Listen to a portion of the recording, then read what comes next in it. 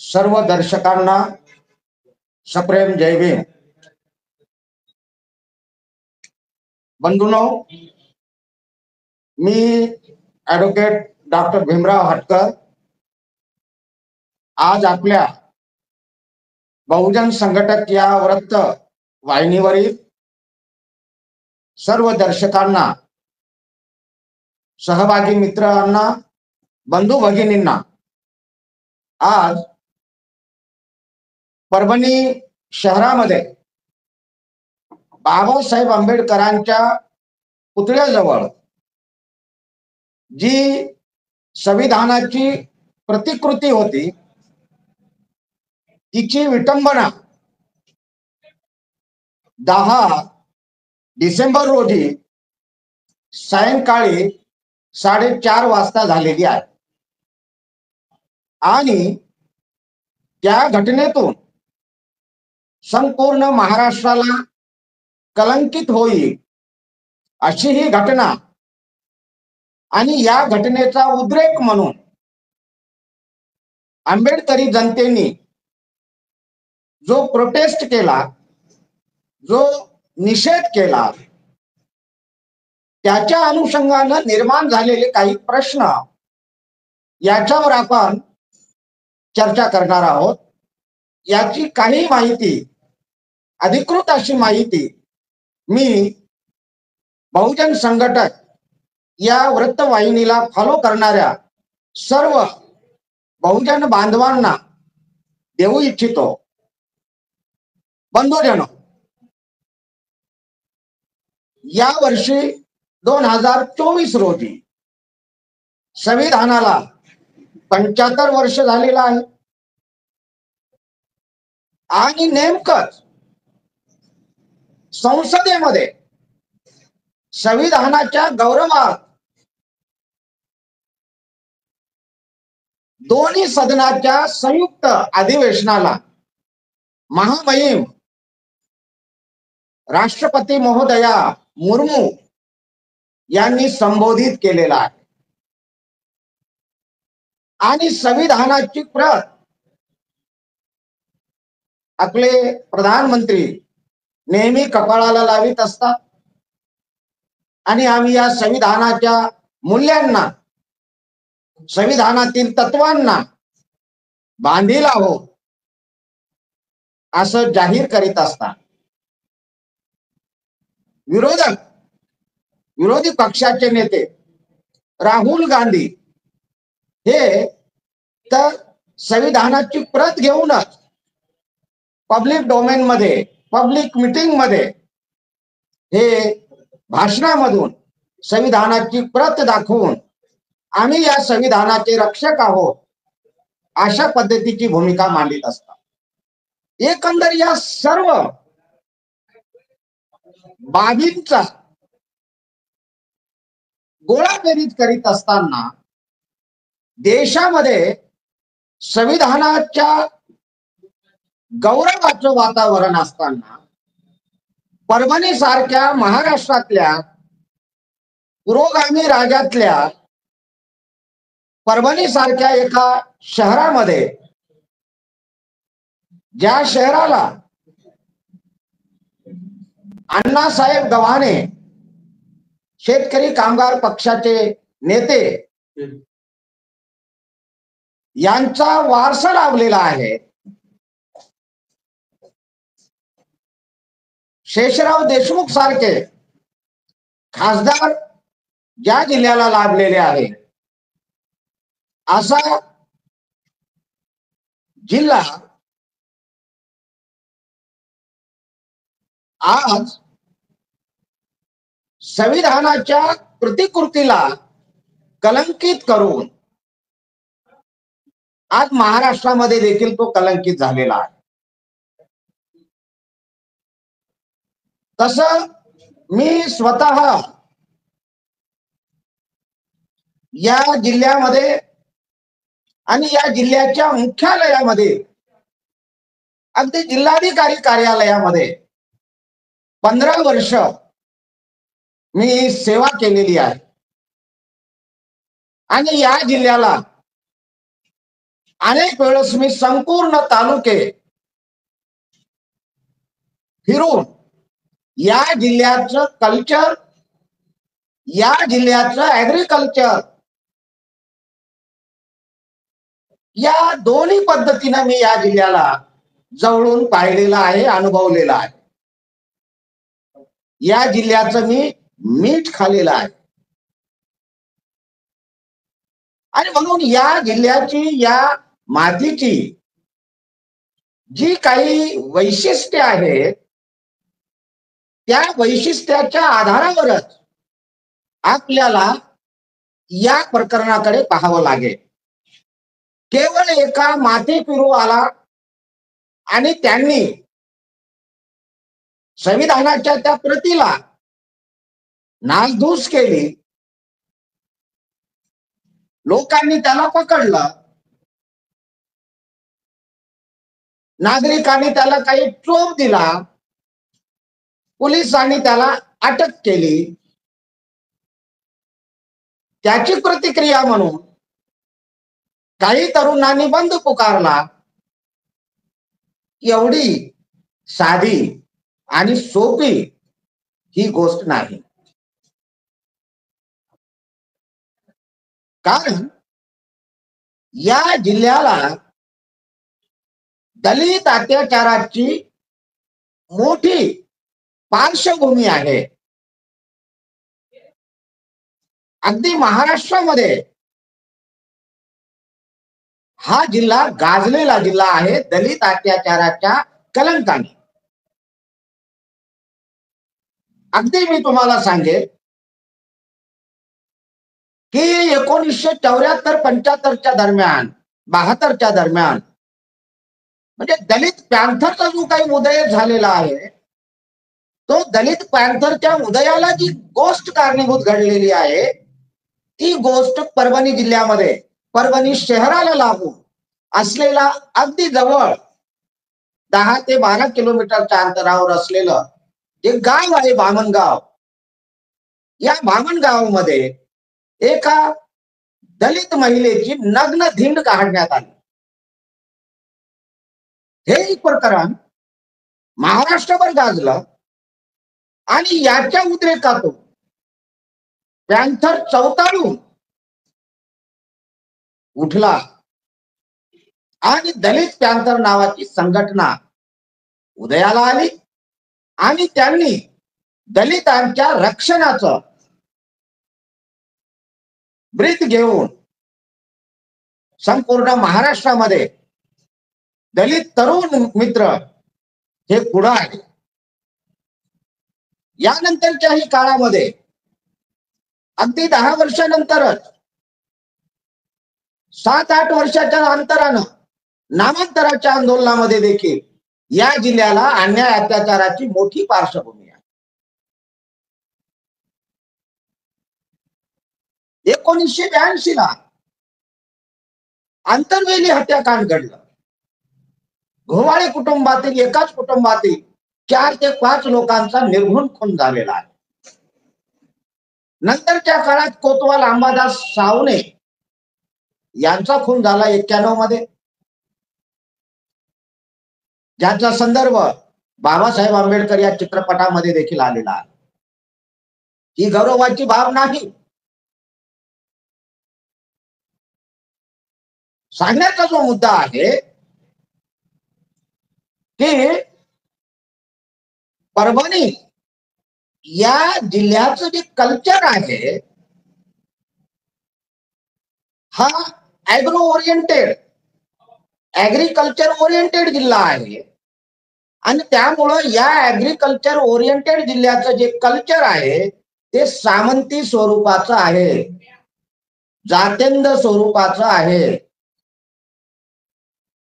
अलीकडच्या काळामध्ये यामध्ये परिवर्तन होणं आवश्यक होतं, पण तेवढंसं परिवर्तन झालेलं नाही, प्रबोधन अजूनही झालेलं नाही. याच कारण असं आहे किंवा अजून मी याला उकल करणार आहे की या पाठीमाग कुठल्या शक्ती, कुठल्या विचार कार्यरत आहेत त्याच्या मुळाशी गेलं पाहिजे. बुद्ध म्हणतात की दुःखाच्या मुळापर्यंत त्याची कारण शोधा. प्रशासनांनी या घटनेची कारण शोधली पाहिजे. समाजशास्त्रज्ञांनी या घटनेची कारण शोधली पाहिजे. 10 डिसेंबर रोजी जागतिक मानवाधिकार दिवशी, मानव अधिकाराचा या दिवशी आपण तो दिवस साजरा करतो. मानवी हक्काचा जिल्हाधिकारी कार्यालयामध्ये याच्यावर व्याख्यान होत असतात. अनेक कार्यालयामध्ये मानवी अधिकार दिन हा साजरा केला जातो शासकीय पातळीवर. आणि या दिवशी ही घटना घडलेली आहे.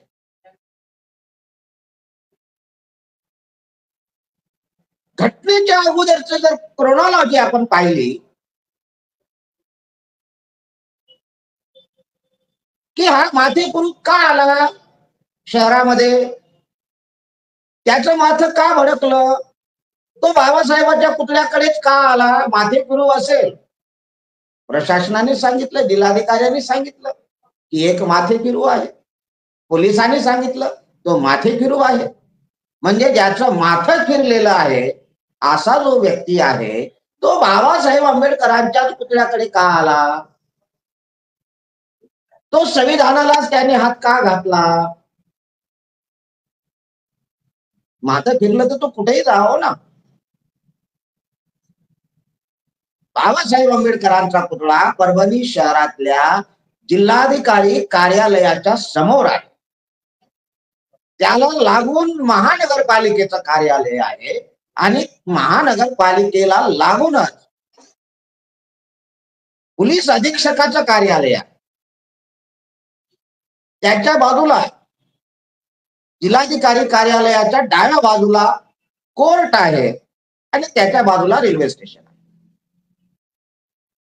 म्हणजे अगदी गजबजलेल्या वस्तीमध्ये आणि शासन प्रशासनाच्या अगदी प्रांगणामध्ये पुण्यामध्ये हा पुतळा आहे.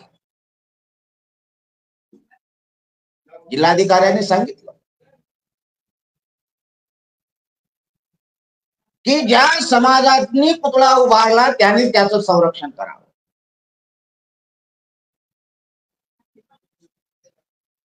आता जिल्हाधिकारी सारख्या पदावर बसणारी व्यक्ती बाबासाहेब आंबेडकरांच्या संबंधात प्रेसला म्हणते आहे की ज्या समाजाने पुतळा उभारला त्यांनी त्याचं संरक्षण करावं. आता पुतळ्याच्या विटंबनेचा प्रश्न नाही, प्रश्न संविधानाच्या प्रतिकृतीचा आहे. म्हणजे आता संविधानाच्या प्रतिकृतीचं संरक्षण केवळ आणि बौद्धाने करावं, आंबेडकरी समाजाने करावं. या संविधानाच्या अंमलबजावणीसाठी जिल्हाधिकारी पद आहे, एसपी पद आहे,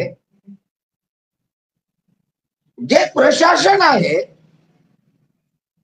या संविधानाच्या अंमलबजावणीसाठी, संविधानाच्या संरक्षणासाठी ते जिल्हाधिकारी म्हणतात की ज्यांनी ते उभारलं त्या समाजाने त्याचं संरक्षण करावं.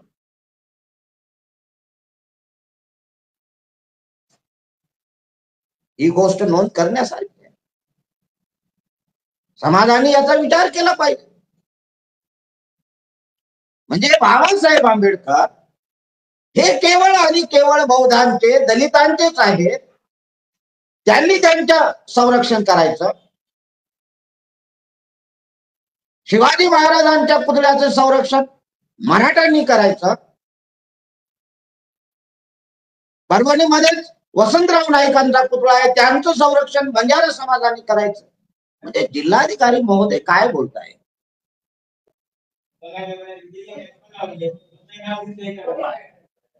संविधानाच्या प्रतीचं संरक्षण कोण करायचं.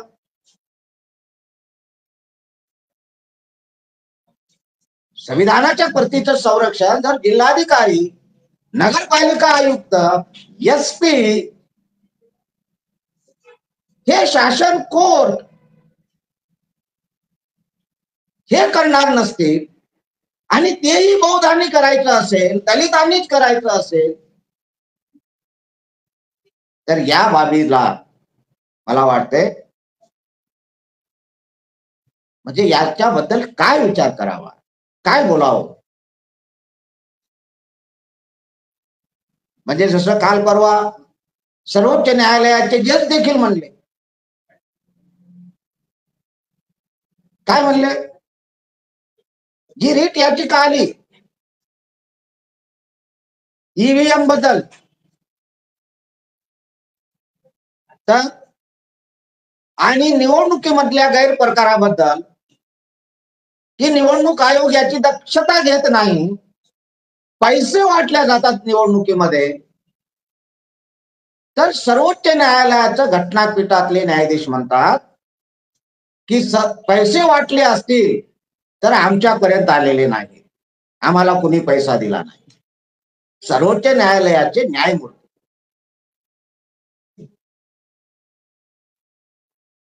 म्हणजे काय बोलत आहे. या अनुषंगानं या घटनेकडे पाहणं अत्यंत आवश्यक आहे. तर घटनाक्रम असा आहे बंधूंनो की अगदी 10 तारखेला 11 वाजता, 11:30 वाजता परभणीमध्ये भव्य असा सकल हिंदू समाजाचा मोर्चा निघालेला आहे. भव्य मोर्चा निघालेला परभणीतील शनिवार बाजार मैदानापासून परभणीतल्या प्रमुख बाजारपेठेतून हा मोर्चा जिल्हाधिकारी कार्यालयापर्यंत आलेला आहे.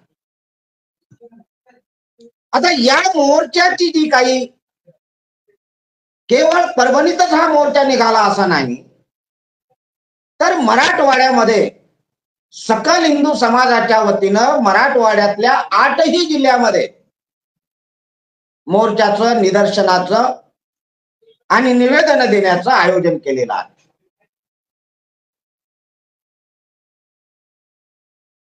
औरंगाबाद मध्ये आहे, म्हणजे संभाजीनगर मध्ये आहे, नांदेड मध्ये झालेला आहे, परभणीमध्ये झालेला आहे, लातूर मध्ये झालेला आहे, सगळ्या जिल्ह्यामध्ये, 8ही जिल्ह्यामध्ये. पण या आंदोलनाचं कारण काय, तर आंदोलनाचं कारण आहे की बांगलादेशामध्ये तिथल्या अल्पसंख्याक हिंदू असलेल्या समाजावर अत्याचार होत आहे आणि ते थांबवण्यासाठी केंद्र सरकारनं प्रयत्न करावे, याच्यासाठी मोर्चा आणि निवेदन मराठवाड्यामध्ये बांगलादेशाच्या हिंदूसाठी. आणि मग यामध्ये घोषणा काय, तर यामध्ये घोषणा बटेंगे तो कटेंगे, जी घोषणा निवडणुकीमध्ये दिली योगी आदित्यनाथ यांनी, नंतर एक है तो सेफ है नरेंद्र मोदी यांनी घोषणा दिली, ती घोषणा सकल हिंदू समाजाच्या मोर्चामध्ये. मग हे जे बटेंगे तो कटेंगे म्हणून जे काही वातावरण निर्माण केलेलं आहे या मोर्चाने, तर हे विखार आणि द्वेष ह्या बाबी समाजातील लोकांच्या, सामान्य माणसाच्या जाणीवेत आणि नेणिवेत घुसलेल्या आहेत.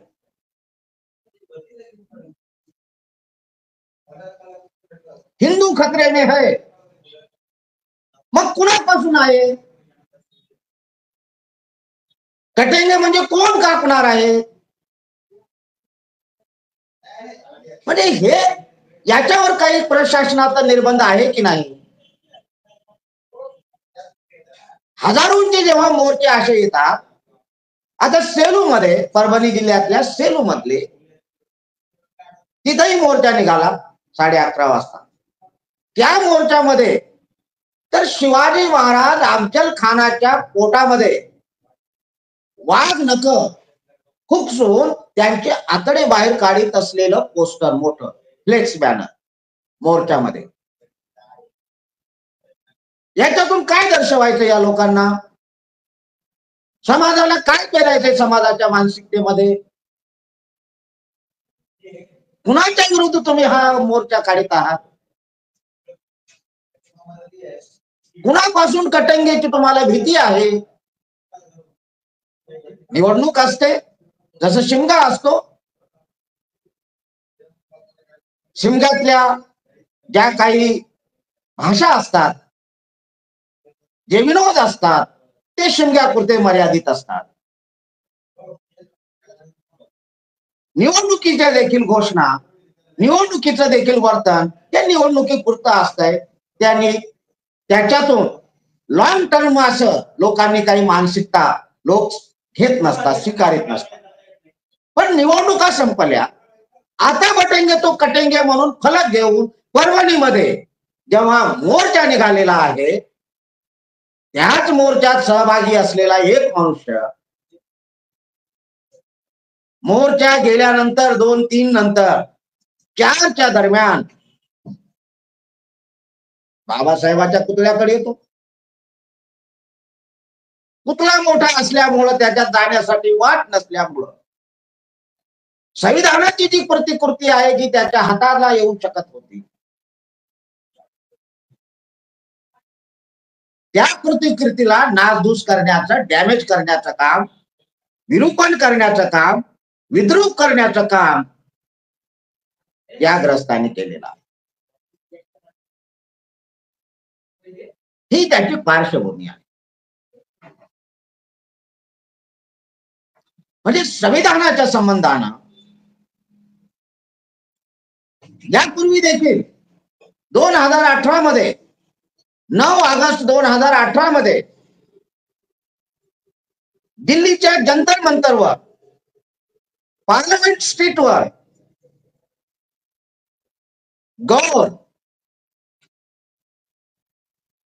या व्यक्तीनं संविधानाची प्रत जाळली. आरक्षण विरोधी पार्टी आणि युथ फॉर इक्वॅलिटी फोरम या 2 ऑर्गनायझेशनना आरक्षणाच्या विरोधामध्ये मोर्चा काढला. तो कोणत्या दिवशी? 9 ऑगस्ट, म्हणजे ज्या दिवशी महात्मा गांधी यांनी इंग्रजांना चले जाओचा नारा दिला, आंदोलन केलं, त्या दिवशी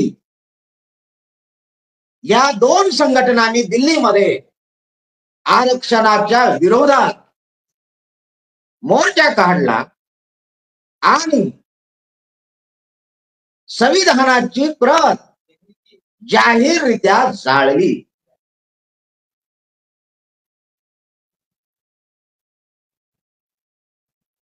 या सगळ्या घटनांतून एक स्पष्ट होत आहे की संविधान काही लोकांना नकोच आहे.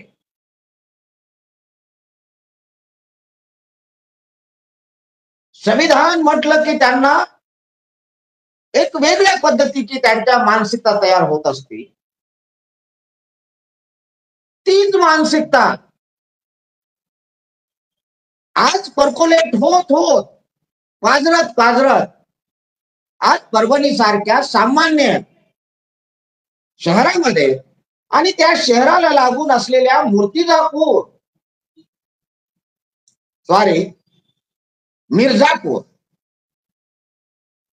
मूर्तिजापूर बुलढाण्यामध्ये आले, अमरावतीकडे आले.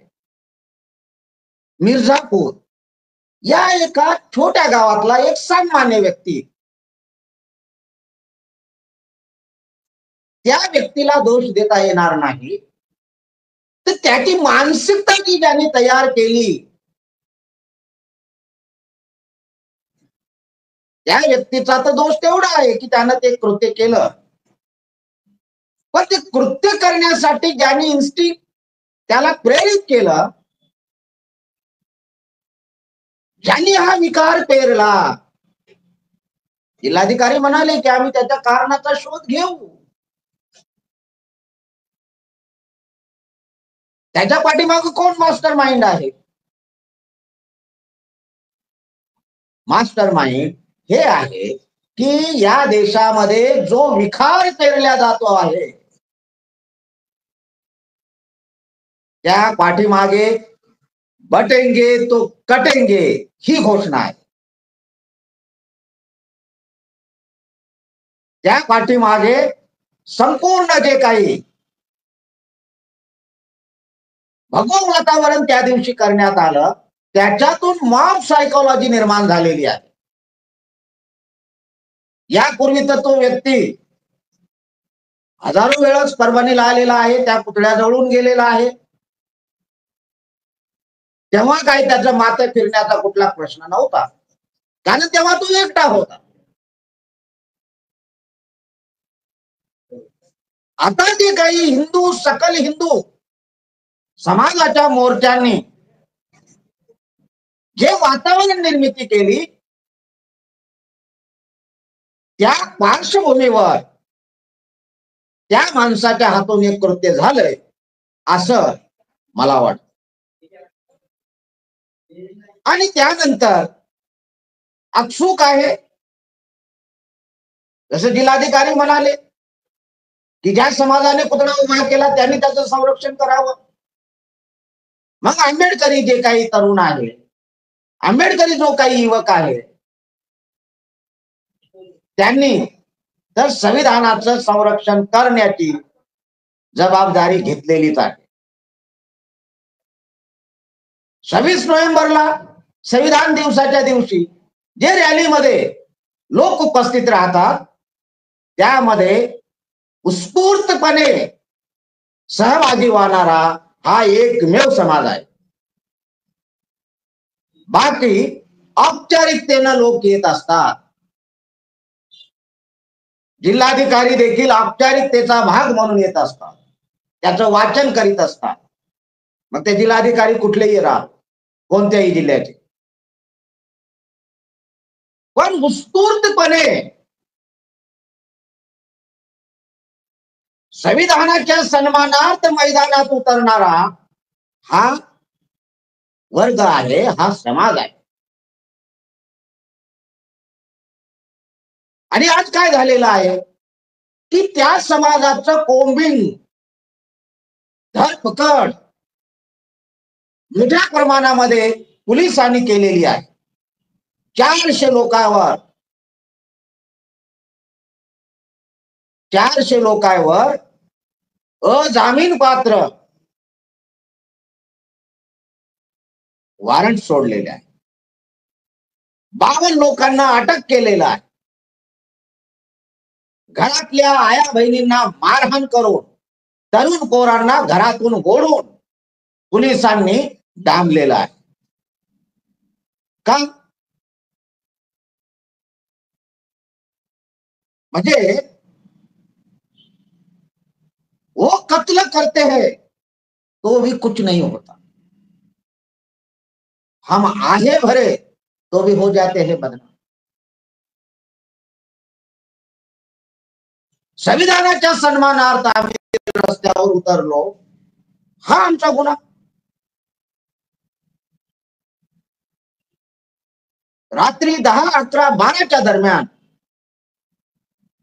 वस्त्या वस्त्या भीमनगर, आंबेडकर नगर, गौतम नगर या वस्त्यांमध्ये घुसून पोलिसांनी मारहाण करून लोकांना अटक केलं. म्हणजे पहा कि मेरे अखर बाग के खून का दावा करे किस पर।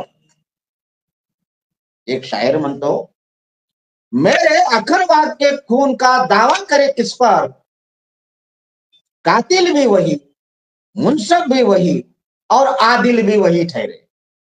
म्हणजे आता आम्ही जायचं कुणाकडे? मारणारे तेच, खटला चालवणारे तेच, न्याय देणारे तेच. मग आम्ही दावा कुणाकडे करायचा? न्याय कुणाकडे मागायचा? आपल्याला माहित आहे, महाराष्ट्रामध्ये गेल्या काही वर्षापूर्वी 2006 मध्ये खैरलांजी सारखा हत्याकांड घडलं. आणि खैरलांजी सारख्या हत्याकांडामध्ये न्याय मागण्यासाठी या समाजानं जो काही उद्रेक केला, त्यामध्ये विविध ठिकाणी खैरलांजीत 4 लोक वारले आणि त्याची प्रतिक्रिया नंतर समाज देत असताना त्यामध्ये दुसरे 4 लोकांचा बळी गेला. नांदेडला आमच्या एक तरुणाचा बळी गेला, बळीरामपूरला निषेध करीत असताना.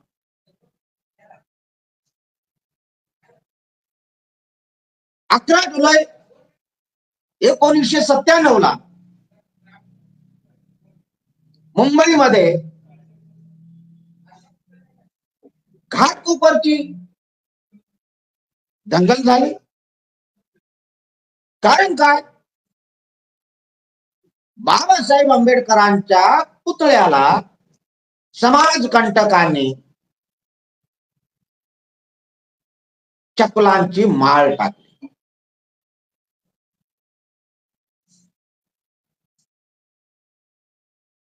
सकाळी 10च्या दरम्यान लोकांना कळालं, लोक रस्त्यावर आले, प्रोटेस्ट म्हणून घोषणा देऊ लागले. गोळीबार करण्यात आला. 11 लोकांचा मृत्यू झाला गोळीबारामध्ये.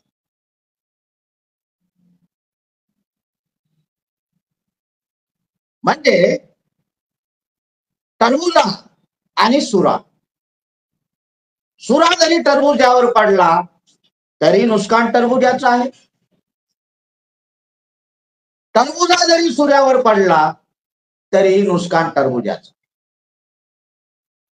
येथे बौद्ध दलित समाज हा टरबुजा आहे. काहीही झालं नुकसान, मग ते संविधान असो, बाबासाहेब असो, नामांतराचं आंदोलन असो, कोणतीही गोष्ट असो, शेवटी जे नुकसान होत असतंय ते दलितांचं, आंबेडकरवाद्यांचं नुकसान. कालच्या घटनेमध्ये देखील अनेक मान्यवरांनी ही गोष्ट जिल्हाधिकाऱ्यांना आणि शासनाला अवगत केली की तुम्ही निष्पाप लोकांना जे धरलेलं आहे त्याचे गुन्हे मागे घ्या, खऱ्या गुन्हेगारांना सोडू नका, पण निष्पापांना मात्र सदा होता कामा नये. पण आमच्या ज्या काही आता या लोकशाहीमध्ये जे आहे भारतातल्या, ते खरे गुन्हेगार कोणी सापडत नाही आणि निष्पाप लोकांना मात्र वर्षोनवर्ष तुरुंगामध्ये आणि पोलिसांच्या अत्याचारामध्ये सडावं लागतं. परभणीच्या देखील घटनेमध्ये हेच घडलेलं आहे. आणि म्हणून मी सर्व जनतेला, आंबेडकरी समाजाला, सगळ्या बहुजन समाजाला नम्र विनंती करतो की कायदा आणि सुव्यवस्थेचं आपण पालन केलं पाहिजे. सौहार्दता आपण राखली पाहिजे. बुद्धाच्या अहिंसा तत्वाचं आपण पालन केलं पाहिजे. आणि प्रशासनाला माझं आव्हान आहे की हा समाज करीतच असतो. आता परभणीमध्ये व्यापाऱ्यांनी काल मोर्चा काढला की आमच्या नुकसानीचं काय आहे. आता आंबेडकरवादी समाजाच्या मोर्चामध्ये जे असामाजिक तत्व घुसलेले आहे, व्यापाऱ्यांचे दुश्मन आंबेडकरवादी आणि दलित समाज नाही, त्यांचे दुश्मन हे व्यापारी वर्गातलेच आहे, त्यांचं नुकसान करण्यासाठी. आणि जे तोंड लपवून, तोंडाला मास्क लावून, झेंडे हातात घेऊन, दगड हातात घेऊन, दगड भेटतात कसे रस्त्यावर, सिमेंट कॉन्क्रीटच्या रस्त्यावर दगड भेटतात कसे. तेव्हा यामध्ये जी अपप्रवृत्ती घुसलेली आहे, नेमका जो निवडणूक झालेला आहे, या निवडणुकीतील जे नाराज पक्ष आहेत, कारण परभणीमध्ये उबाटाचे खासदार आणि स्थानिक आमदार हे उबाटाचे निवडून आलेले आहेत. आणि या पक्षाला दलित, बौद्ध, मुस्लिम यांनी मोठ्या प्रमाणामध्ये मतदान दिलेलं आहे.